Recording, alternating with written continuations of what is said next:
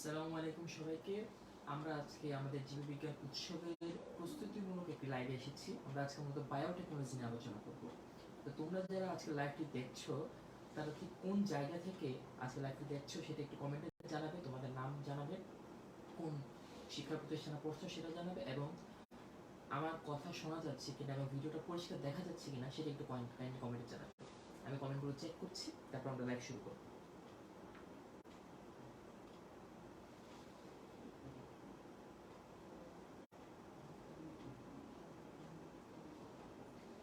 আমি কমেন্টগুলো চেক করছি, তারপর লাইভে যাচ্ছি। ওকে,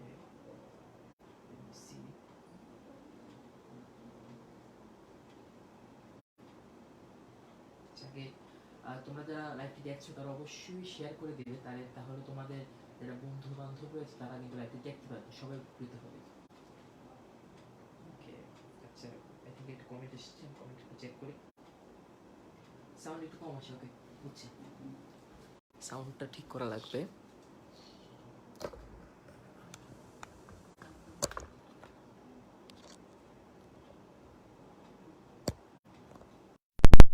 ওকে, এখন সাউন্ড ক্লিয়ার কিনা সেটা একটু জানাও, আমিও চেক করছি।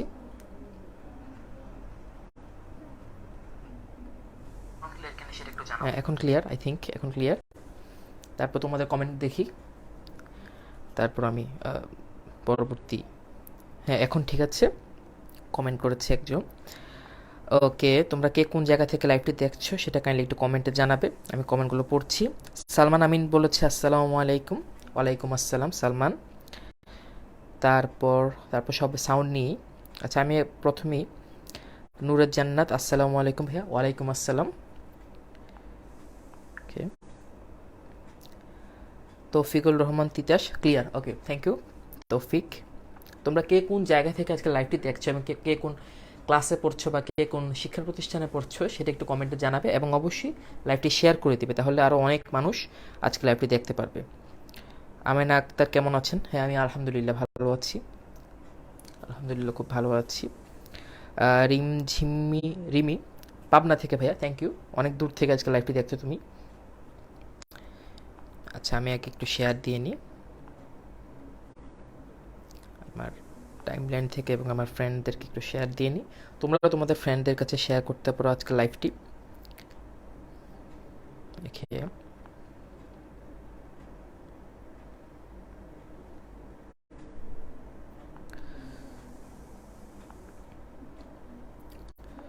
তো বেসিক্যালি আজকে আমরা বায়োটেকনোলজি নিয়ে আলোচনা করব। বায়োটেকনোলজি বা বাংলায় বলা হয় জীব প্রযুক্তি।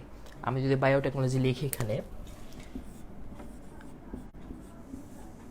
বায়োটেকনোলজি, এখানে দেখো বেসিক্যালি দুইটা ওয়ার্ড আছে, একটা বায়ো, একটা টেকনোলজি। এখানে বায়ো বলতে মূলত বায়োলজি বোঝানো হচ্ছে, আর টেকনোলজি তো টেকনোলজি, তার মানে biology plus technology, biology plus technology equals biotechnology. আশা করি এই বিষয়টা বুঝতে পেরেছো। তোমরা জানাও কে কোন জায়গা থেকে আজকে লাইভটি দেখছো, আমি কমেন্টগুলো চেক করছি। তিতাস বলেছ শেরপুর বগুড়া থেকে। ওকে, অনেক দূর থেকে লাইভটি দেখছো, অনেক ধন্যবাদ। সালমান আমিন সিরাজগঞ্জ উল্লাপাড়া থেকে। ওকে, থ্যাংক ইউ সালমান।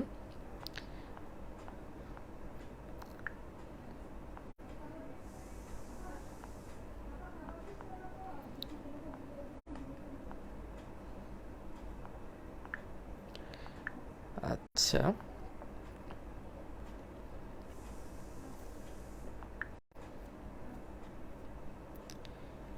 ওকে, নেসারউদ্দিন বরিশাল থেকে। আচ্ছা, আমি আরও সবার কমেন্টগুলো চেক করি। হাসনাত বলেছে জয়পুরহাট থেকে। সালমান আমিন দাখিল ক্লাস 10, বুঝেছি ক্লাস 10 দাখিল। তারপর আর কে কমেন্ট করেছে? আফরিন দিবা রাজশাহী থেকে, ভাইয়া থ্যাংক ইউ, রাজশাহী থেকে লাইভটি দেখছো, অনেক দূর থেকে দেখছো। বগুড়া থেকে তাওহিদ আফরোজ, অনেক দূর থেকে দেখছো। Pabna gov class 10 Rimjhimi Rimi, thank you. Okay, Murshida Akhtar comment করে হচ্ছে পিরোজপুর থেকে দেখছো, অনেক দূর থেকে দেখছো, মোটামুটি অনেক দূর আমি যেখানে আছি সেখান থেকে।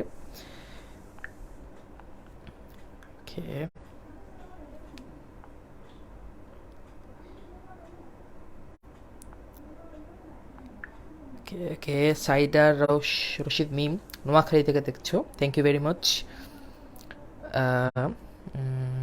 আর কোনো কমেন্ট এসেছে কিনা দেখি। ওকে, আই থিঙ্ক মোটামুটি আমাদের সাথে অনেকেই যুক্ত হয়েছে এবং যারা যুক্ত হয়নি তারাও যুক্ত হতে পারবে যে কোনো সময়, সমস্যা নেই। আমাদের লাইভটি আরও অনেকক্ষণ চলবে, মোটামুটি 1 ঘন্টা বা 1 ঘন্টা 15 মিনিটের মতো লাইভ নেওয়ার পরিকল্পনা আছে। তো আজকের এই ক্লাসটি মূলত একটা বিগিনিং লেভেলের ক্লাস, অর্থাৎ যে ব্যক্তি কখনোই বায়োটেকনোলজি সম্পর্কে ধারণা রাখতো না তার জন্য আজকের ক্লাসটা কোনো প্রবলেম সলভিং ক্লাস নয়, এটা কেবলই একটা বেসিক থিওরিটিক্যাল ক্লাস। সো যে কেউ যে কোনো ক্লাসটি দেখতে পারো। আমি সহজভাবে বোঝানোর চেষ্টা করব। বায়োলজি এমনিতেও বোঝার বিষয়, আমাদের অনেকের ধারণা মুখস্থের বিষয় বায়োলজি, কিন্তু এটা সত্য না, বায়োলজিতে অনেক বোঝার কিছু আছে। আর বায়োটেকনোলজি হচ্ছে সবচেয়ে বেশি প্র্যাকটিক্যাল একটা জিনিস। বায়োলজি সাবজেক্টটার সবচেয়ে প্র্যাকটিক্যাল একটা টপিক হচ্ছে বায়োটেকনোলজি, এবং এর অনেক উদাহরণ আমাদের আশেপাশেই রয়েছে। তো আমরা প্রথমেই বাস্তব জীবন থেকে কিছু বায়োটেকনোলজির উদাহরণ জানব। এর মধ্যে একটা হচ্ছে দই তৈরি। প্রাচীন আমল থেকেই দই তৈরি হচ্ছে, এবং প্রাচীন আমল থেকে আমাদের বায়োটেকনোলজি হয়ে আসছে, কারণ দেখা যাচ্ছে দই তৈরি হচ্ছে, আবার অ্যালকোহল তৈরি করা হচ্ছে। অনেক আগে থেকেই অ্যালকোহল তৈরি করা হতো গাজনের মাধ্যমে বা চেলাইয়ের মাধ্যমে, দইও এভাবেই তৈরি করা হচ্ছে। এগুলো হচ্ছে প্রাচীন আমলের কিছু জীব প্রযুক্তি। এখন জীব প্রযুক্তির পরিসর কতটুকু আমাদেরকে সেটা বুঝতে হবে। জীব প্রযুক্তির 3টা আলাদা পরিসর আছে, আলাদা একটা পার্ট আছে। এই 3টা পার্টের নাম আমি লিখছি। একটা হচ্ছে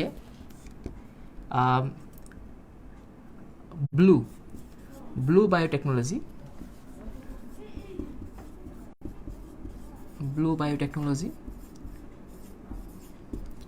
একটা নাম হচ্ছে গ্রিন বায়োটেকনোলজি,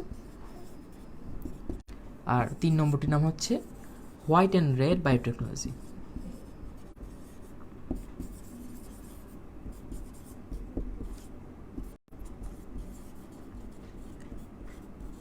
তো তোমরা একটু ধারণা করে আমাকে বলবে যে এই যে ব্লু বায়োটেকনোলজি এটা বলতে আসলে কি বোঝায়, আর গ্রিন বায়োটেকনোলজি এটা বলতে কি বোঝায়। এটা তোমরা একটু বুদ্ধি করে আমাকে কমেন্টে জানাবে, কারণ এটা ধারণা করা যেতে পারে, তোমরা গেস করতে পারো যে ব্লু বায়োটেকনোলজি বলতে আসলে কোন জায়গার কোন পরিসরের বায়োটেকনোলজিকে বোঝানো হয়, এবং গ্রিন বায়োটেকনোলজি বলতে কোন পরিসরের বায়োটেকনোলজি বোঝানো হয়। তোমরা একটু কমেন্টে জানাও, আমি কমেন্টগুলো চেক করছি।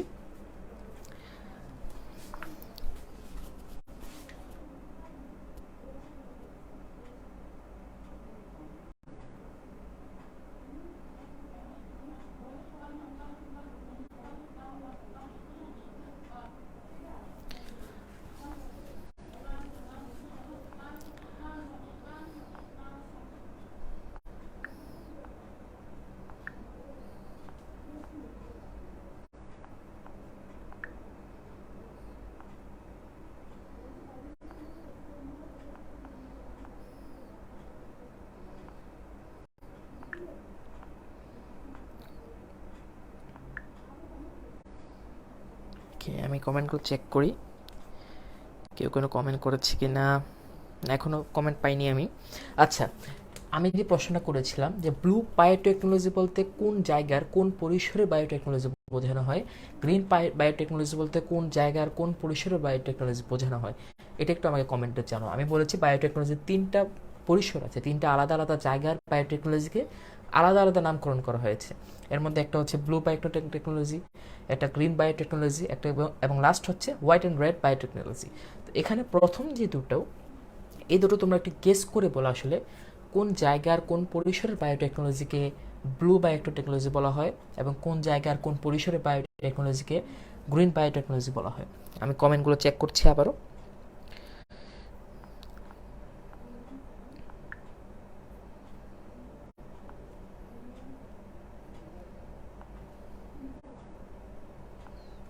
ওকে, আমি কমেন্ট চেক করি।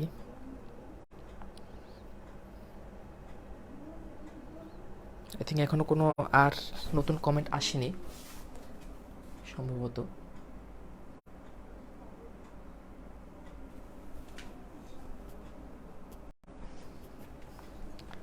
তোমরা কমেন্ট করলে আমি আগাতে পারতাম। একটু কমেন্ট করো তোমরা, যে মানে রেসপন্স করতে হবে, নাহলে আমি বুঝতেছি না তোমরা ক্লাসটা দেখছো কি না, বা কতটুকু বুঝতেছো না, এটা আমি বুঝতে পারছি না। সো কাইন্ডলি একটু কমেন্টে জানাও আমাকে। ওকে, আবারও দেখি কমেন্ট কেউ করেছে কিনা।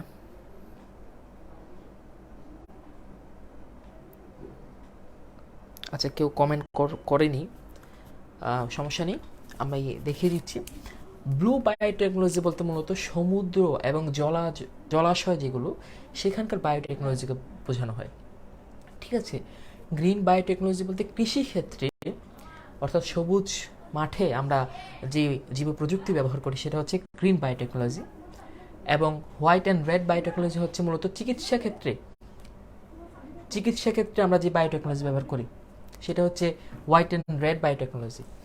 তো এখন আমরা প্রথমে ব্লু বায়োটেকনোলজি, এটার কিছু উদাহরণ দেখব।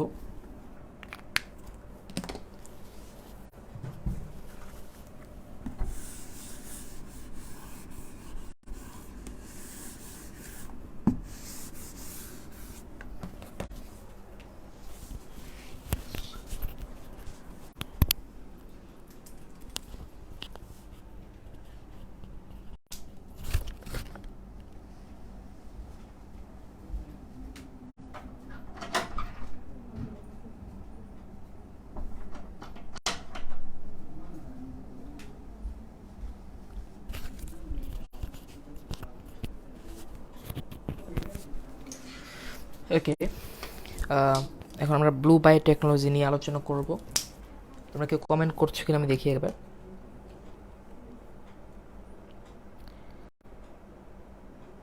আচ্ছা, একজন প্রশ্ন করেছে নীল মেঘের আকাশ, ভাইয়া এই ক্লাস অনুযায়ী কি কোয়েশ্চেন করা হবে? এই বিষয়টা আগে একটু বোঝাই, কোয়েশ্চেন জিনিসটা কি। তো আমাদের একটা ধারণা হচ্ছে, মানে একাডেমিক লাইফে আমরা যেই পড়াশোনা করি, একাডেমিক লাইফে যেভাবে পরীক্ষা দিই, অনেকের ধারণা যে আমরা অলিম্পিয়াডে এসেও সেভাবে পরীক্ষা দেব। অর্থাৎ ক্লাসে শিক্ষক যা বোঝাবেন, যেভাবে বোঝাবেন, যে অঙ্কগুলো করাবেন, যেই প্রশ্নগুলো করাবেন, সেগুলো থেকেই আমরা পরীক্ষা দিই সাধারণত একাডেমিক লাইফে। এবং কিছু কমন প্রশ্ন আছে, সেগুলো পড়লেই মোটামুটি ভালো নম্বর পাওয়া যায়, ভালো ফলাফল অর্জন করা যায়। কিন্তু অলিম্পিয়াডের ক্ষেত্রে ব্যাপারটা টোটাল ডিফারেন্ট। তোমাকে বুঝতে হবে অলিম্পিয়াড একাডেমিক পড়াশোনা থেকে টোটাল ডিফারেন্ট। যেমন এটা আমাদের একটা অলিম্পিয়াড, জীববিজ্ঞান অলিম্পিয়াড। সো এখানে প্রশ্নগুলো অবশ্যই ক্রিয়েটিভ হবে, অনেক ক্রিয়েটিভ হবে। থিওরি যা পড়াচ্ছি সেগুলোর মধ্যেই থাকবে, বাট প্রশ্ন করা যখন হবে, আমরা যখন প্রশ্ন করব, তখন আমরা অবশ্যই যা পড়াচ্ছি তা থেকে প্রশ্ন আসবে না। যেভাবে পড়াচ্ছি, যেভাবে ক্লাস নিচ্ছি সেভাবে প্রশ্ন আসবে না। থিওরি সেম থাকবে, বাট প্রশ্ন ডিফারেন্ট হবে। আজকে যদি আমি একটা থিওরি বোঝাই, তো এই থিওরি থেকেই তুমি কতটুকু অ্যাপ্লাই করতে পারছো আমি সেটা যাচাই করব। তুমি থিওরি কতটুকু জানো সেটা আমার জানার বিষয় না। তুমি থিওরি না জানো যদি কোনো প্রবলেম সলভ করতে পারো, সেটা তোমার একটা ক্রেডিট। আর তুমি অনেক থিওরি জানো, প্রবলেম সলভ করতে পারো না, তাহলে ওটা কোনো ক্রেডিট কিছু না। তো যে প্রশ্ন করেছো যে ক্লাস অনুযায়ী, আমরা যে ক্লাসগুলো নিচ্ছি সেই অনুযায়ী প্রশ্ন হবে কিনা, তার জন্য আমি একটা অনুরোধ করব, তার জন্য একটা উপায় বলছি তোমাকে। সেটা হচ্ছে, আমাদের একটা বই বেরিয়েছে আমাদের হিক্সিনো সায়েন্স সোসাইটির পক্ষ থেকে। আমার বন্ধু আব্দুল্লাল জিহাদ এবং আনাম, তারা দুজন সম্পাদনা করেছে। বইটার নাম সম্ভবত জীববিজ্ঞানের যত প্রশ্ন, জীববিজ্ঞান অলিম্পিয়াডের যত প্রশ্ন। তো তোমরা এই বইটা প্রায় 50% ছাড়ে পাবে রকমারি.com-এ। তো এই বইটা প্রি অর্ডার করে ফেলো। এই বইতে মোটামুটি জীববিজ্ঞান অলিম্পিয়াডে যেভাবে প্রশ্ন আসে সেগুলো দেওয়া আছে। তো তোমরা ওই প্রশ্নগুলো যখন দেখবে তখন বুঝবে আসলে যে জীববিজ্ঞান অলিম্পিয়াডে কেমন প্রশ্ন আছে। ঠিক আছে? বা তোমরা চাইলে বাংলাদেশ জীববিজ্ঞান অলিম্পিয়াডের প্রশ্ন পাওয়া যায়, আলাদা আলাদা বই আছে, ল্যাব বাংলা পাবলিকেশন থেকে প্রকাশিত হয়েছিল। তোমরা সেটাও কিনে ফেলতে পারো, সেটা থেকে প্রশ্নগুলো একটু দেখতে পারো, ঘাটাঘাটি করতে পারো, বা নেটেও তোমরা চাইলে পেতে পারো।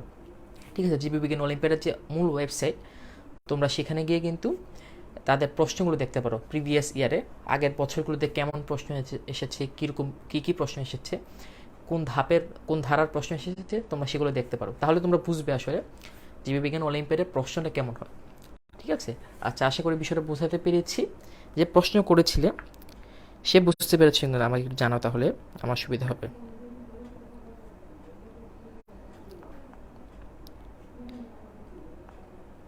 ওকে, দেখি আর কোনো কমেন্ট এসেছে কিনা। ফয়সাল ফাহিম রাজশাহী থেকে। ওকে, অনেকে দেখছো লাইভটি, সবাইকে অসংখ্য ধন্যবাদ।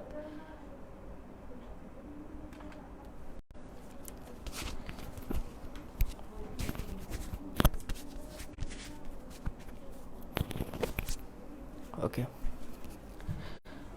আমি আবার কমেন্টগুলো চেক করছি, দেখি কেউ নতুন কমেন্ট করেছে কিনা। ফয়সাল ফাহিম রাশিয়া থেকে, থ্যাংক ইউ, অনেক দূর থেকে দেখছো লাইভটি, থ্যাংক ইউ ভেরি মাচ।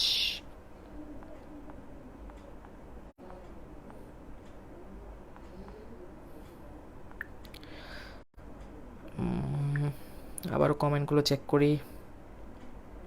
আচ্ছা, কমেন্ট এসেছে মেবি। দেবী পাউল, কতদিন হাতে পাওয়া যাবে? খুব শীঘ্রই হাতে পাবে, আশা করা যায়। আমাদের অলিম্পিয়াড যখন হবে তার আগেই তোমরা পাবে, আশা করা যায় সেটা। ঠিক আছে, দেবী পাউল যে প্রশ্ন করেছো, আমি আবার কমেন্টগুলো চেক করি। আমার এই মোবাইলের সমস্যা হচ্ছে। হ্যাঁ, নীল মেঘের আকাশ, তুমি বুঝতে পেরেছো, তোমাকে ধন্যবাদ। আচ্ছা, এখন আমরা এই বিষয়গুলো দেখো। ব্লু বায়োটেকনোলজি, অনেক কমেন্ট দেখলাম। ব্লু বায়োটেকনোলজি এটা হচ্ছে সমুদ্র বা যে কোনো জলাশয়ে আমরা যে বায়োটেকনোলজি ব্যবহার করি। ঠিক আছে, এই বিষয়গুলো, একটা জলাশয়ে অনেক ধরনের প্রাণী থাকে, অনেক ধরনের উদ্ভিদ থাকে। তো তাদের মধ্যে জীব প্রযুক্তির প্রয়োগ ঘটিয়ে আমরা কিন্তু অর্থনৈতিকভাবে অনেক লাভবান হতে পারি।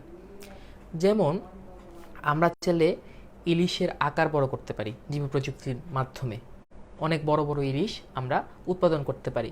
যেমনটা দেখা গেছে যে ভিয়েতনামে, সেখানে ইলিশ একসময় হতো না। ঠিক আছে, ভিয়েতনামের যে পানি, জলাশয় বা সমুদ্র, সেখানে ইলিশ আগে উৎপাদন হতো না, কিন্তু তারা জীব প্রযুক্তির মাধ্যমে তাদের দেশে আমাদের থেকেও উন্নত মানের ইলিশ মাছ উৎপাদন করা শুরু করেছে। সুতরাং দেখা যাচ্ছে যে এই জীব প্রযুক্তির কারণে কত বেশি পরিমাণে অর্থনৈতিকভাবে লাভবান হওয়া যেতে পারে। এবং বর্তমানে ভিয়েতনাম কিন্তু ইলিশ উৎপাদনে আস্তে আস্তে আস্তে আস্তে অনেক এগিয়ে আসছে। তো এভাবেই আমরা সমুদ্র অঞ্চলে বা জলাশয়ে অনেক ধরনের জীব প্রযুক্তির মাধ্যমে হাইব্রিডেশন করে অনেক ভাবে কিন্তু আমরা এই জলাশয়ের মধ্যে যে জীব রয়েছে, যে প্রাণী রয়েছে, যে উদ্ভিদ রয়েছে, সেগুলোর আমরা অনেক বৈচিত্র্য সৃষ্টি করতে পারি। এবং প্রাণী জগতে, উদ্ভিদ জগতে যত বৈচিত্র্য আমরা সৃষ্টি করতে পারবো, তারা তত বেশি রেয়ার হবে। আর যত বেশি রেয়ার হবে, তত বেশি আমার অর্থনৈতিকভাবে আমি লাভবান হব। এটা হচ্ছে ব্লু বায়োটেকনোলজির কথা বললাম। এবার আমরা সেকেন্ড ওয়ান, গ্রিন বায়োটেকনোলজি, সেটা নিয়ে আলোচনা করব। গ্রিন বায়োটেকনোলজি,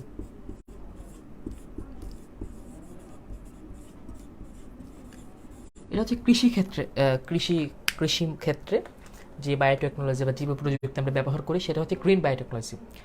লাইক তোমরা ধরে নাও যে এখন একসময় মরিচগুলো খুব ছোট হতো, মরিচ বা শশা খুব ছোট হতো এবং অন্যরকম হতো। এখন অনেক বড় বড় শশা উৎপাদন করা হচ্ছে। এমনকি বর্তমানে এখন দুইটা জাতের ফসলকে মিশিয়ে অন্য একটা জাত উদ্ভাবন করা হচ্ছে। যেমন টমেটো এবং পেঁয়াজ মিশিয়ে নতুন একটা সবজি উৎপাদন করা হয়েছে।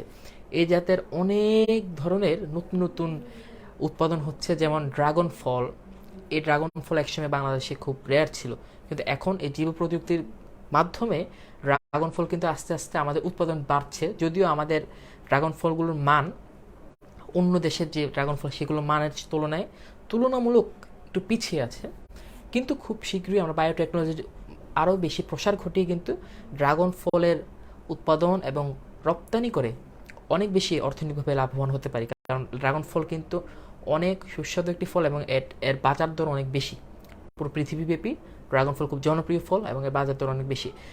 আবার মনে করো যে স্ট্রবেরি, আমার মাটিতে যে স্ট্রবেরি হচ্ছে দেখা যাচ্ছে যে সেটা খুব বেশি গুণগত মান হচ্ছে না, কারণ আমার মাটি, আমার দেশের মাটি স্ট্রবেরি চাষের উপযুক্ত না। তো আমি জীব প্রযুক্তি ঘটিয়ে, জীব প্রযুক্তি রিকম্বিনেন্ট ডিএনএ প্রযুক্তি হতে পারে, টিস্যু কালচার প্রযুক্তি হতে পারে, যে কোনোভাবে আমরা চাইলে স্ট্রবেরি অনেক উন্নত মানের স্ট্রবেরি চাষ করতে পারি। তো আমরা একটু পরেই টিস্যু কালচার এবং রিকম্বিনেন্ট ডিএনএ প্রযুক্তি সম্পর্কে হালকা একটু জানবো, এবং তার মাধ্যমে আমাদের আজকের ক্লাসটি, আজকের লেকচারটি শেষ হয়ে যাবে এবং পরবর্তী ইনশাল্লাহ আরও বিস্তারিত আলোচনা করবো আমরা। এটা হচ্ছিল গ্রিন বায়োটেকনোলজি। এবার আমরা রেড অ্যান্ড হোয়াইট বায়োটেকনোলজি, সেটা নিয়ে হালকা একটু আলোচনা করব। White and red.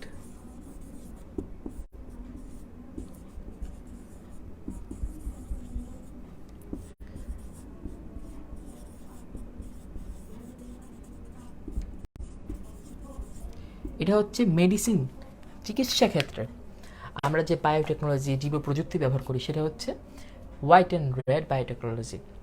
এখন অনেক অনেক উন্নত মানের ওষুধ উৎপাদন করা যাচ্ছে। বিভিন্ন প্রাণীর মল, মূত্র, বীর্যরস বা অনেক ধরনের টিস্যু, এসব থেকে আমরা অনেক উন্নত মানের চিকিৎসা সামগ্রী উৎপাদন করতে পারছি। এটা হচ্ছে হোয়াইট অ্যান্ড রেড বায়োটেকনোলজি।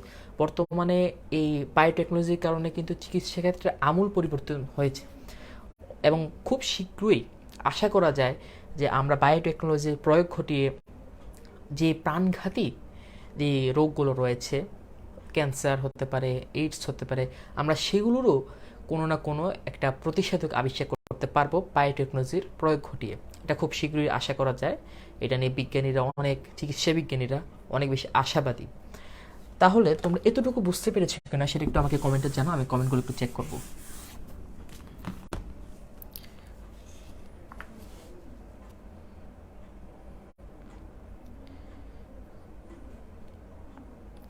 তোমরা এতটুকু বুঝতে পেরেছো না, একটু কমেন্টে আমাকে জানাও, আমি কমেন্টগুলো চেক করব।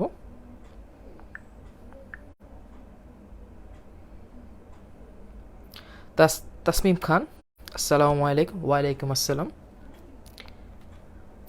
ওয়ালাইকুম আসসালাম।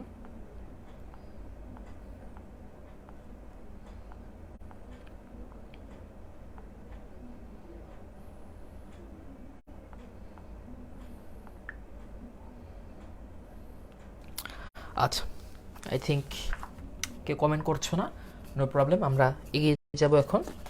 এখন আমরা টিস্যু কালচার নিয়ে আলোচনা করব। আজকে সম্ভবত শুধু টিস্যু কালচার আলোচনা করে শেষ করতে হবে। টিস্যু, টিস্যু বলতে মূলত অনেকগুলো কোষ সমষ্টিকে বোঝায়। আমাদের দেহের একক হচ্ছে কোষ, ঠিক আছে, এবং অনেকগুলো কোষ মিলে হয় টিস্যু। এখন টিস্যু কালচার বলতে কি বোঝায় সেটা আমরা প্র্যাকটিক্যালি একটা ধারণা নিব। চিন্তা করো, আমার কাছে একটি উদ্ভিদ আছে, একটি গাছ আছে, ঠিক আছে, মনে করো এটা একটি গাছ, এটা একটি ছোট গাছ আমি ধরে নিচ্ছি, এবং এখানে একটি পাতা আছে, একটি পাতা আছে। তো আমি এই গাছ থেকে এই পাতার একটু ক্ষুদ্র একটি অংশ কেটে নিব, অর্থাৎ তার একটা টিস্যু নিব আমি, ঠিক আছে, এবং এই টিস্যুকে বলা হবে এক্সপ্লান্ট। যে টিস্যুটা আমি কাটবো সেটার নাম হচ্ছে এক্সপ্লান্ট। এই টিস্যুকে নিয়ে আমি যে কাজটা করব, এরকম একটা টেস্ট টিউব, এর মধ্যে আমি প্রথমেই এই যে ক্ষুদ্র অংশটি নিয়েছি, ধরুন এই অংশটি, সেটাকে স্থাপন করব উপযুক্ত তরল, উপযুক্ত তাপমাত্রার মাধ্যমে, উপযুক্ত পরিবেশ সৃষ্টি করে, এবং সেটাকে একটা কর্ক দিয়ে আটকে দেব। এটা হচ্ছে আমার সেকেন্ড স্টেপ। এটা হচ্ছে ফার্স্ট স্টেপ, এটা সেকেন্ড স্টেপ। তারপর যে ঘটনাটা ঘটবে, এই পাতা থেকে, এই ক্ষুদ্র টিস্যু থেকে একটা ক্যালাস তৈরি হবে, ক্যালাস।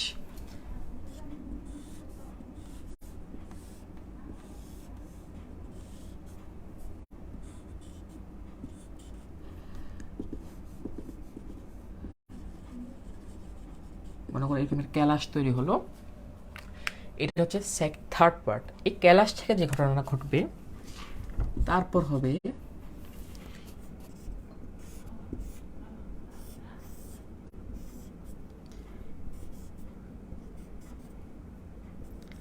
তারপর আমরা একটা ছোট্ট চারা পাবো, ছোট্ট একটা চারা পাবো, ছোট্ট একটা চারা তৈরি হবে। তারপর এই প্রত্যেকটাই একটা ইন্টারভাল, একটা সময়ে আমরা ধরে রাখতে হবে, সেটা তোমরা পরবর্তীতে জানতে পারবে। এখন আমরা জাস্ট একটা ধারণা দেওয়ার চেষ্টা করছি বিষয়টা কি। এই যে একটা টিস্যু নিলাম, এই টিস্যু থেকে দেখো আমরা একটা কমপ্লিট একটা চারা গাছ পেয়ে গেলাম, ছোট্ট একটা চারা গাছ। তবে এখনো এটা কমপ্লিট হয় নাই, কারণ এটা কোনো শিকড় গজায় নেই। এরপরের ধাপে এটা শিকড় গজাবে।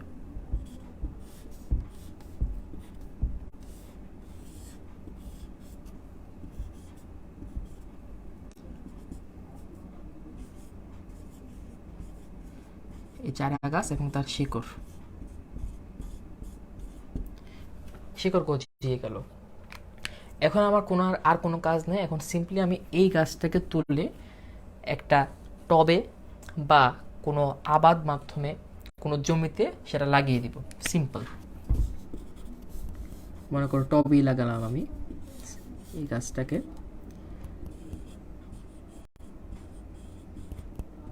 ঠিক আছে, তো এটা হচ্ছে আমার টিস্যু কালচারে ব্যাপারটা কি ঘটলো। আমি সিম্পলি মনে করো যে একটা আম গাছ থেকে একটা আমের পাতার একটা ক্ষুদ্র অংশ কেটে নিলাম, নিয়ে সেটাকে একটা টেস্ট টিউবে রাখলাম উপযুক্ত মাধ্যমে। কি মাধ্যমে সেটা তোমরা পরবর্তীতে জানতে পারবে। এখানে তাপমাত্রার ব্যাপার আছে, তরল রাখার ব্যাপার আছে, জীবাণুমুক্ত করার একটা ব্যাপার আছে, সেগুলো তোমরা পরের ক্লাসে বা পরের ধাপে জানতে পারবে। এখন জাস্ট বেসিক জিনিসটা জানো। তারপর এখান থেকে একটা ক্যালাস তৈরি হলো, ক্যালাস থেকে একটা অনুচারা, ছোট্ট একটা চারা তৈরি হলো। এই অনুচারার মূল গজালো এবং সেই অনুচারাটাকে আমি টবে স্থাপন করলাম, এবং যার ফলে আমি সিম্পলি সেম একটা আম গাছ পাবো। এবং এই যে আমি ছোট আম গাছটা পেলাম, এটা যখন বড় হবে সেটা এক্স্যাক্টলি তার মাতৃ উদ্ভিদ যেখান থেকে আমি এক্সপান্ড তার অংশটা টিস্যুটাকে সংগ্রহ করেছি, এক্স্যাক্টলি সেটার সমগুণ সম্পন্ন হবে। সেটা যেরকম গুণসম্পন্ন এটাও সেম গুণসম্পন্ন হবে। এবং এটাই হচ্ছে আমাদের জীব প্রযুক্তির একটা বিষয়। আমরা এখন চাইলে অনেক উন্নত উদ্ভিদকে, মনে করো আমার কাছে একটা মাত্র অ্যাভোগাড্রো গাছ আছে, ঠিক আছে, আমার কাছে একটা অ্যাভোগাড্রো গাছ আছে এবং সেটা খুব উন্নত মানের।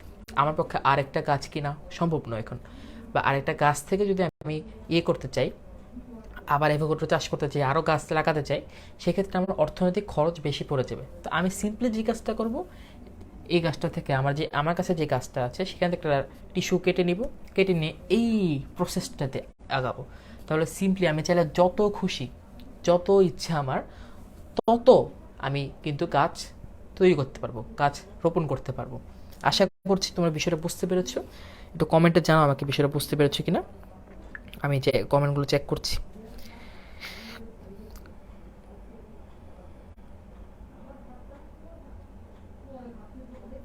আচ্ছা, সামি বলছো যে রেড বায়োটেকনোলজির আলোচনা বাদ গেছে। বেসিক্যালি রেড অ্যান্ড হোয়াইট এটা একসাথে বলা হয়। এটা মূলত চিকিৎসা বিজ্ঞানে আমরা যে বায়োটেকনোলজি ব্যবহার করি সেটাকে উল্লেখ মানে বোঝানো হয়। অর্থাৎ মেডিকেল সায়েন্সে আমরা যে বায়োটেকনোলজি ব্যবহার করি সেটা হচ্ছে রেড অ্যান্ড হোয়াইট বায়োটেকনোলজি। এবং এটা একটা ওয়ার্ড, ঠিক আছে, রেড অ্যান্ড হোয়াইট। এটা মানে হোয়াইট একটা, রেড একটা, এরকম না। ওকে, দেখি।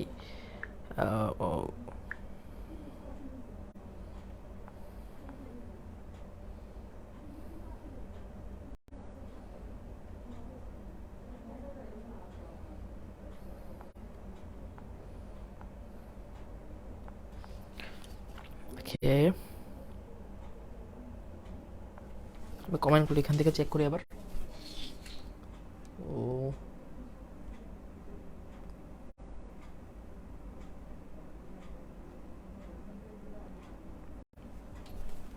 ওকে, এখন এই যে টিস্যু কালচার আমরা আলোচনা করলাম, এই টিস্যু কালচারের অনেক প্রয়োগ আছে। এখন বর্তমানে দেখা গেছে যে, যেমন বলতে পারো যে ড্রাগন ফলের কথা বলছিলাম, এই ড্রাগন ফলে আমরা এই টিস্যু কালচার ইউজ করছি। এখন বাংলাদেশে যেহেতু ড্রাগন ফলের প্রচলন নেই এবং আমাদের জলবায়ু আবহাওয়া ড্রাগন ফলের শতভাগ অনুকূল নয়।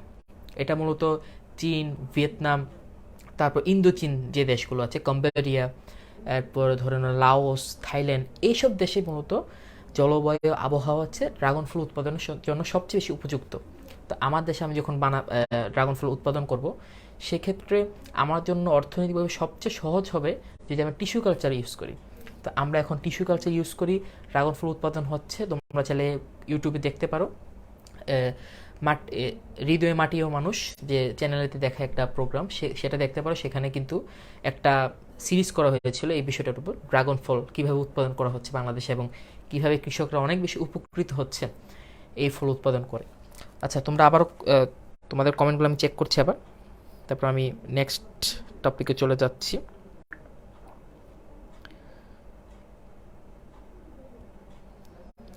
আচ্ছা, সালমান শাহরিয়া বলছে এটাকে জুনিয়র ক্যাটাগরি। হ্যাঁ, এটা জুনিয়র ক্যাটাগরির ক্লাসই বলতে পারো। মানে আমরা একেবারে বেসিক থেকে আলোচনা করছি, ঠিক আছে? তো সিনিয়ররাও চলে দেখতে পারো, নো প্রবলেম, সিনিয়ররাও দেখতে পারো। তোমাদের বেসিকটা আরও ক্লিয়ার হয়ে যাবে, আরও পাকাপোক্ত হবে। আর জুনিয়রদের জন্য এটা অবশ্যই মাস্ট, এটা অবশ্যই দেখতে হবে। আচ্ছা, আমি চেক করি কমেন্ট আবার।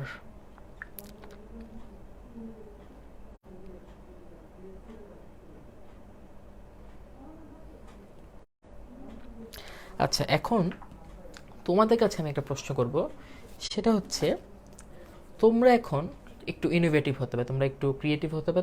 ক্রিয়েটিভ কীভাবে হবা আমাকে এখন জানাবা। তোমার আশেপাশে তুমি এরকম কোনো বায়োটেকনোলজি দেখেছো কিনা?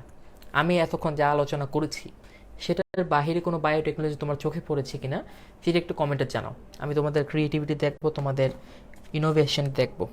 তোমরা একটু কাইন্ডলি কমেন্টে জানাও যে তোমার আশেপাশে বায়োটেকনোলজি তোমার চোখে পড়েছে কিনা, কোনো কোনো ধরনের বায়োটেকনোলজি। ও,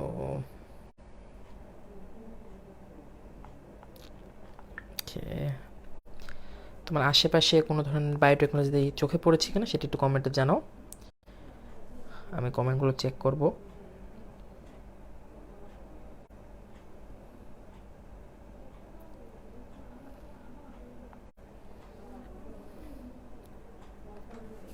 এখানে কমেন্ট আসছে না।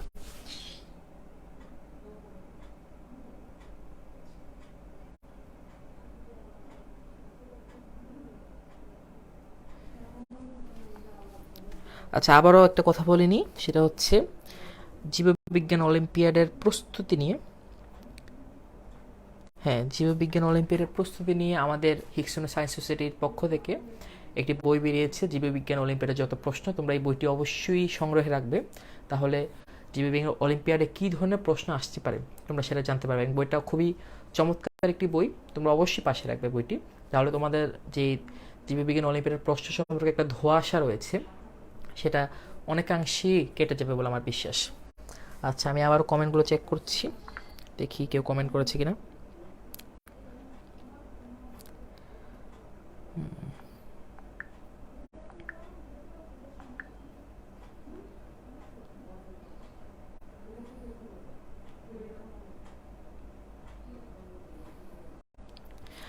আচ্ছা, তো আমাদের আরও সময় আছে, তাহলে আমরা টিস্যু কালচারের পরে আরেকটা বায়োটেকনোলজির আলোচনা করতে পারি।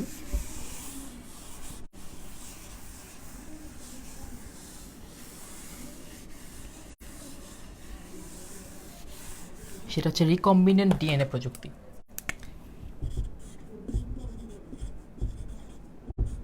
রিকম্বিনেন্ট ডিএনএ প্রযুক্তি।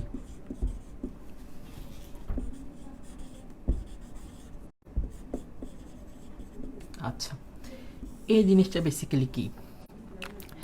এই জিনিসটা আসলে কি সেটা একটা বাস্তব উদাহরণ আমি দিতে পারি।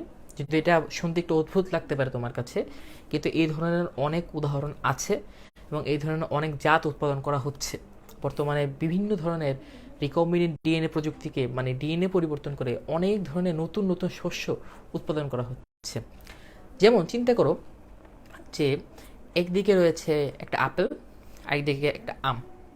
তো আমি এই আপেল আর আম মিশিয়ে যদি নতুন একটা শস্য উৎপাদন করি, সেক্ষেত্রে নতুন একটা শস্য উৎপাদন হলো। এই যে নতুন শস্য উৎপাদন করলাম, এটা আমি করলাম মূলত ডিএনএ, রিকম্বিনেন্ট ডিএনএ প্রযুক্তির মাধ্যমে। তো তোমরা চাইলে এই রিকম্বিনেন্ট ডিএনএ প্রযুক্তি নিয়ে গুগল সার্চ করতে পারো, তাহলে উদাহরণ দেখতে পারবে, তোমরা এক্সাম্পলগুলো দেখতে পারবে। অনেক এক্সাম্পল আছে। টমেটোর সাথে পেঁয়াজ মিশিয়ে নতুন জাত উৎপাদন করা হয়েছে, গমের সাথে ধান মিশিয়ে নতুন জাত উৎপাদন করা হয়েছে, এবং নতুন ধরনের ভাত উৎপাদন করা হচ্ছে, নতুন ধরনের ধান উৎপাদন করা হচ্ছে, অনেক বেশি উচ্চ ফলনশীল ধান উৎপাদন করা হচ্ছে, যার কারণে পৃথিবীর অনেক দেশে কিন্তু কৃষিক্ষেত্রে অনেক বেশি এগিয়ে যাচ্ছে। তার মধ্যে একটি হচ্ছে ভিয়েতনাম। তোমরা ভিয়েতনামের অর্থনীতির অগ্রগতি নিয়ে চাইলে ইউটিউব সার্চ করে দেখতে পারো। তো এখন আমরা রিকম্বিনেন্ট ডিএনএ প্রযুক্তির প্রসেসটা জানবো। সিম্পল একটা উদাহরণের মাধ্যমে আমরা প্রসেসটা জানবো। সিম্পলি রিকম্বিনেন্ট ডিএনএ প্রযুক্তিতে যে কাজ করা হয়, মনে করো আমার কাছে দুইটা শস্য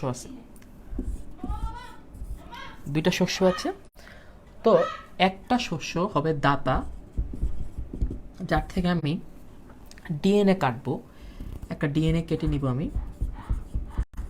ডিএনএ কেটে সেই ডিএনএকে আমি, সে হচ্ছে গ্রহীতা, অর্থাৎ যার মধ্যে আমি পরিবর্তনটা করছি, যার মধ্যে আমি পরিবর্তন আনছি, সে হচ্ছে গ্রহীতা। তার যে প্লাজমিড, সেখানে আমি এই ডিএনএকে বসিয়ে দেব, তখন নতুন একটা শস্য উৎপাদিত হবে। ঠিক আছে, তোমরা এতটুকু বুঝতে পেরেছো কিনা একটু কমেন্টে জানাও, আমি কমেন্টগুলো চেক করি। Let me C the comments.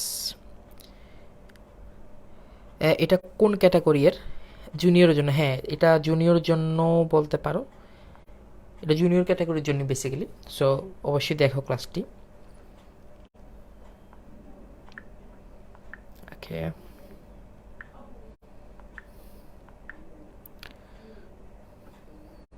আমি আরো কমেন্টগুলো পিছিয়ে গিয়ে দেখতে পাচ্ছি।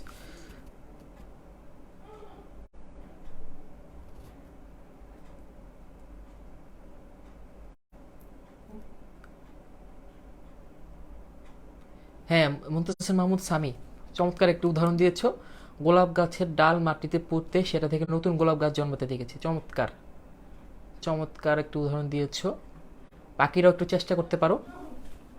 আর কোনো তোমরা টিস্যু কালচার করতে দেখেছো কিনা আশেপাশে, বা কোনো ধরনের বায়োটেকনোলজি দেখেছো কিনা আশেপাশে, সেটা একটু আমাকে কমেন্টে জানাতে পারো। সামিকে অনেক ধন্যবাদ, থ্যাংক ইউ ভেরি মাচ। ওকে, তো এখন এই যে প্রসেসটা, এটা একটু আমরা একটু বিস্তারিত জানবো, বেশি বিস্তারিত জানবো না। এখন আমি দুইটা জীব নিব, একটা হচ্ছে ব্যাকটেরিয়া, ধরে নাও এটা হচ্ছে ই কোলি ব্যাকটেরিয়া, ই ডট কলি ব্যাকটেরিয়া। একটা ব্যাকটেরিয়া নিলাম, এটা হচ্ছে তার প্লাজমিড।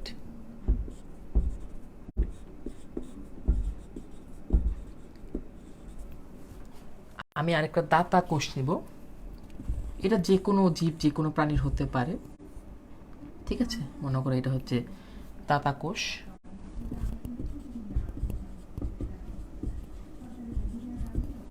ওকে, তো এখন এই প্লাজমিডটাকে যদি আমি ম্যাগনিফাইং গ্লাস দিয়ে বড় করে নিই, তাহলে ব্যাপারটা এরকম দাঁড়াবে।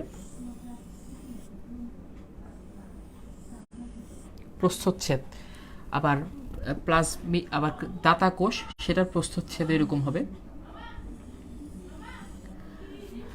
তো ফার্স্ট আমি যে কাজটা করব, দুইটা থেকেই একটু একটু অংশ কেটে নিব। ঠিক আছে, দাতা থেকে কেটে নেব কি কারণে? কারণ তারটা আমি এখানে বসাবো, এবং গ্রহীতা যে ইকোলি, তারটা আমি কাটবো এই কারণে, কারণ তার এই জায়গাটা ফাঁকা হলেই আমি সেখান থেকে একটা ডিএনএ কেটে এনে এখানে বসাতে পারবো। তো আমি এতটুকু অংশ কেটে নিলাম, এখান থেকে এতটুকু অংশ কেটে নিলাম, এবং যে এনজাইম দিয়ে আমি কাটলাম সেটার নাম হচ্ছে রেস্ট্রিকশন এনজাইম।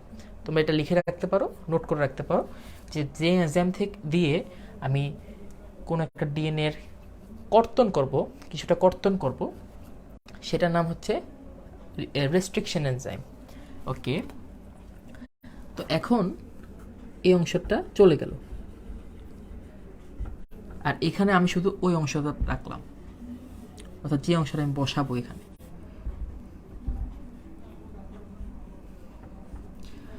এখন এই যে এনজাইমটা আছে, আরে দুঃখিত, এই যে ডিএনএ অণুটা আমি কেটে নিলাম, এই সেম জিনিসটাকে আমি এখানে লাগিয়ে দিব। ঠিক আছে, লাগিয়ে দিব কিসের মাধ্যমে? লাইগেজ এনজাইমের মাধ্যমে। ঠিক আছে, আমি এটাকে লাগিয়ে দিলাম, এটার নাম হচ্ছে লাইগেজ এনজাইম। রেস্ট্রিকশন এনজাইমকে মূলত কাঁচির সাথে তুলনা করা হয়, আর লাইগেজ এনজাইমকে আঠার সাথে তুলনা করা হয়। কারণ দেখো আমি আঠার মতন এটাকে লাগিয়ে দিলাম, এবং এরপর লাগানোর পরে এই জিনিসটাকে আমি সিম্পলি আবার ওই ব্যাকটেরিয়ার এই জায়গায় বসিয়ে দেব। ঠিক আছে, এই জায়গায় আবার বসিয়ে দিলাম। তারপর এটা থেকে আমি চাইলে ক্লোনিংয়ের মাধ্যমে আরও অনেকগুলো ব্যাকটেরিয়া তৈরি করতে পারবো। মনে করো 4টা আমি বানালাম। তো এটা হচ্ছে মূলত রিকম্বিনেন্ট ডিএনএ প্রযুক্তি। ঠিক আছে, এটা বর্তমানে খুবই ট্রেন্ডিং একটা বায়োটেকনোলজি। তো তোমরা এই বিষয়টা বুঝতে পেরেছো কিনা একটু কমেন্টে জানাও, আমি কমেন্টগুলো চেক করব। Let me see the comments.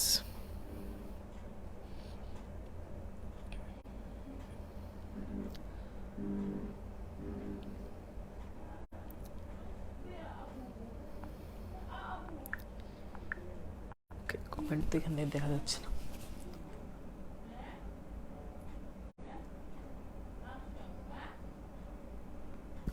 ওকে, তাহলে আমাদের আজকের ক্লাস মোটামুটি শেষ বলতে গেলে। আজকের ক্লাস আমরা মূলত প্রথমে আলোচনা করেছিলাম বায়োটেকনোলজির পরিসর নিয়ে।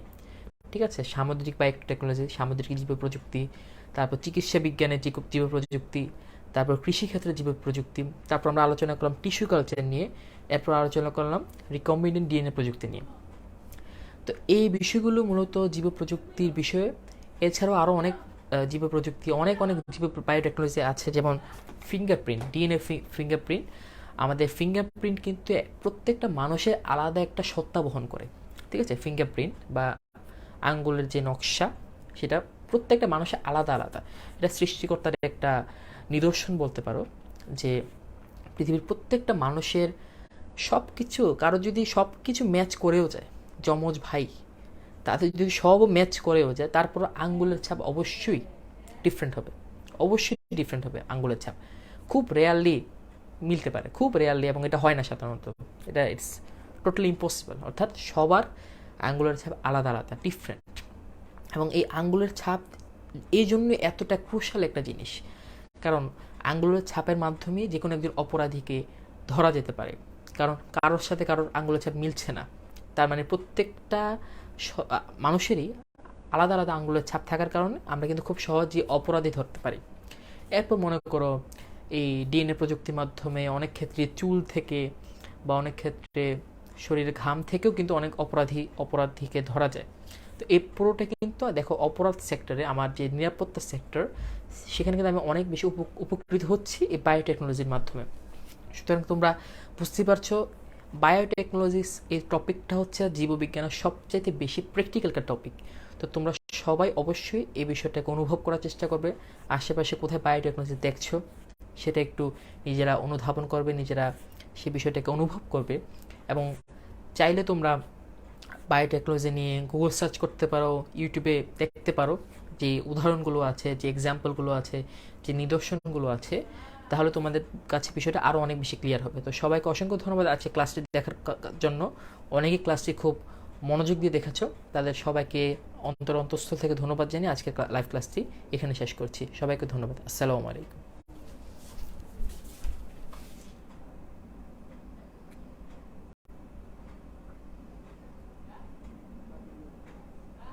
আচ্ছা আচ্ছা, সালমান শাহরিয়ার, তুমি কমেন্ট করে হচ্ছে আরেকবার বুঝিয়ে দিলে ভালো হতো। ওকে, আরেকবার বুঝিয়ে দিচ্ছি। বিষয়টা হচ্ছে এই রিকম্বিনেন্ট ডিএনএ প্রযুক্তি হচ্ছে, মনে করো দুইটা জীব আছে, একটা আছে পেঁয়াজ, একটা আছে ধরে নাও টমেটো।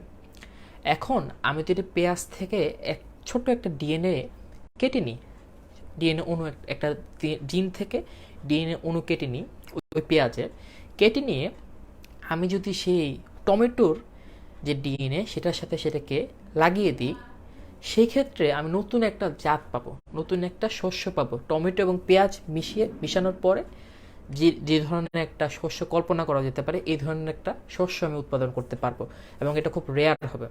এই বিষয়টারই প্রসেস এটা। ঠিক আছে, প্রসেসটা কি? সিম্পলি দুইটারই কোষ আছে, দুইটার কোষ যে দাতা মনে করো, সেক্ষেত্রে হচ্ছে পেঁয়াজ দাতা, দাতা কোষ হচ্ছে পেঁয়াজ। তো পেঁয়াজের কোষ থেকে আমি ছোট একটা ডিএনএ অণু কেটে নিলাম রেস্ট্রিকশন এনজাইমের মাধ্যমে, এবং সেই অণুটাকে আমি যে যে গ্রহণ করবে, অর্থাৎ এই ক্ষেত্রে হচ্ছে টমেটো গ্রহণ করবে, তার যে কোষ সেখান থেকে আমি যে ছোট একটা জায়গা কেটে নিব, একটা ডিএনএ অণু কেটে নেব ছোট করে, যাতে এই ডিএনএ অণুটা আমি সেখানে লাগাতে পারি, এবং কেটে নেওয়ার পর সেটা সরিয়ে আমি এই যে ডিএনএ অণুটা আছে সেটাকে এখানে লাইগেজ এনজাইমের মাধ্যমে বসিয়ে দেব, এবং পুরো কোষটাকে তারপর আমি আবারও টমেটোর যে অভ্যন্তর রয়েছে, সাইটোপ্লাজম রয়েছে, সেখানে আমি বসিয়ে দেব। তারপর আমি টমেটো এবং পেঁয়াজের মিশ্রণ সংকরের মাধ্যমে নতুন একটা জাত পাবো, নতুন একটা শস্য পাবো। ঠিক আছে, এটা হচ্ছে রিকম্বিনেন্ট ডিএনএ প্রযুক্তি। সালমান, তুমি বুঝতে পেরেছো কিনা একটু কমেন্টে জানাও। আমি আবারও চেক করছি কমেন্ট।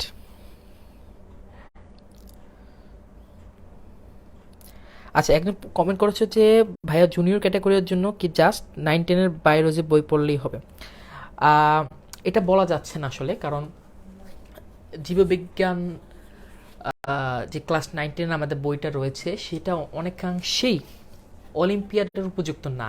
ঠিক আছে, কোনোভাবে আমি আসলে কোনোভাবেই বইটাকে করছি না, আন্ডার এস্টিমেট করছি না, সেটাও অত্যন্ত ভালো বই, কিন্তু ক্রিয়েটিভেশন বা সৃজনশীলতার দিক থেকে সে বইটা মোটেও উপযুক্ত নয় বলে আমি মনে করি। তো সেক্ষেত্রে তোমরা আলাদা কয়েকটা বই পাশে রাখতে পারো, মানে 9-10-এর বইটা অবশ্যই পড়বে, এটা হচ্ছে ফার্স্ট কাজ। 9-10-এর বইটা ফার্স্ট অবশ্যই শেষ করবে, অ্যাটলিস্ট রিডিং দেবে, এটা হচ্ছে প্রথম কাজ। তারপর নিজেকে যাচাই করবার জন্য বা আরেকটু জানবার জন্য তোমরা যে কাজটা করতে পারো, ক্যাম্পবেল বায়োলজির বাংলা অনুবাদ আছে একটা, তোমরা সেই ক্যাম্পবেল বায়োলজির বাংলা অনুবাদটা পাশে রাখতে পারো। এছাড়াও আমার বন্ধু জিহাদ, আব্দুল আল জিহাদ, আমাদের হিস্ট্রি সোসাইটি থেকে একটা বই বেরিয়েছে আমাদের, বইটির নাম হচ্ছে সম্ভবত জীববিজ্ঞান অলিম্পিয়াডের যত প্রশ্ন। তোমরা এই বইটি প্রি অর্ডার দিয়ে রাখতে পারো, এবং আশা করা যায় আমাদের অলিম্পিয়াডের আগে বইটা তোমাদের কাছে পৌঁছে যাবে। তো সেখানে অত্যন্ত চমৎকারভাবে জীববিজ্ঞান অলিম্পিয়াডের প্রশ্নগুলো গুছিয়ে দেওয়া হয়েছে এবং প্রশ্ন উত্তর দেওয়া হয়েছে, তাহলে তুমি বুঝতে পারবে কোন ক্যাটাগরিতে কেমন প্রশ্ন আসতে পারে, জুনিয়র ক্যাটাগরিতে কেমন প্রশ্ন আসে। তুমি যদি প্রশ্ন দেখো তাহলে তুমি নিজেই বুঝবে তোমার ক্লাস 9-10-এর বইটা উপযুক্ত কিনা। ঠিক আছে, তুমি যখন প্রশ্নগুলো দেখবে জীববিজ্ঞান অলিম্পিয়াডের আঞ্চলিক লেভেলের বা ন্যাশনাল লেভেলের যে ক্লাস জুনিয়র ক্যাটাগরি যে প্রশ্নগুলো আছে, সেগুলো যদি তুমি অধ্যয়ন করো, একটু পড়ো, একটু ঘাটো, তাহলেই তুমি বুঝতে পারবে বেসিক্যালি যে ক্লাস 9-10-এর বইটা তোমার জন্য উপযুক্ত কিনা অলিম্পিয়াডের জন্য, জুনিয়র ক্যাটাগরির জন্য। ওকে, আচ্ছা, আমি আবার কমেন্টগুলো চেক করি।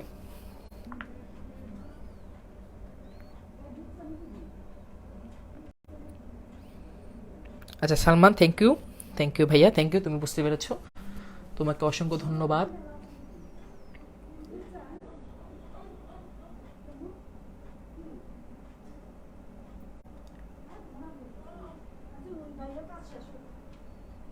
আচ্ছা, 28 হিসেবে যে এনজাইমটা বললেন ওইটার নাম হচ্ছে লাইগেজ এনজাইম। ঠিক আছে, সালমান শাহরি কমেন্ট করেছে জবা ফুল গাছের ডাল মাটিতে পুঁততে সেটা থেকে নতুন জবা গাছ জন্মাতে দেখেছি। থ্যাংক ইউ, চমৎকার একটু উদাহরণ দিয়েছ। ওকে,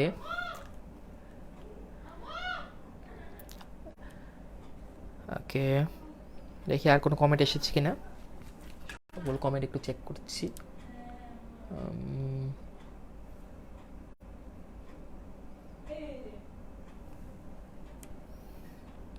ওকে, আই থিঙ্ক আর কোনো ইম্পর্টেন্ট কমেন্ট নেই। সবাইকে অসংখ্য ধন্যবাদ আজকে লাইভটি দেখার জন্য। আজকে লাইভটি এখানে শেষ হচ্ছে। আসসালামু আলাইকুম।